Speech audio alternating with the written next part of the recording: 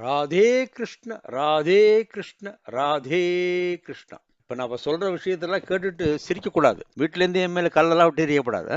இப்ப இந்த அஷ்டம சனி, கண்டக சனி, ஏழரை சனி எல்லாம் ரொம்ப படுத்துறது. இதெல்லாம் நினைச்சே நம்ம எல்லாம் பயப்படுறோம் இல்லையா? இந்த கிராமத்து ஒரு ரெமெடிஸ், தாதிக்கு மெடிசின்ஸ். சனிக்கிழமை அன்னைக்கு நவதானிய அடை இல்ல தோசை நல்லெண்ணெய் விட்டு வாக்கணும். அதை சாப்பிடணும். இதை சாப்பிட்டா நவகிரகங்கள் திருப்தி அடையும். எப்படிலாம் என்ன கேட்கக்கூடாது. இது கிராமத்துல உள்ள ஒரு பழக்கம். அஷ்டமச்சனி, கண்டகச்சனி, ஏழர்ச்சனியின் தாக்கம் குறையும். இது பாட்டியம்மா பண்ணி போடுவா. நம்பினா நம்பு. ரெண்டாவது, அஷ்டமச்சனி, கண்டகச்சனி, ஏழரச்சனியின் தாக்கம் குறைய ஒரு சுலபமான பரிகாரம். வெயிட் வெயிட், சிரிக்காத, என் மேல கல்ல விட்டு எறியாத.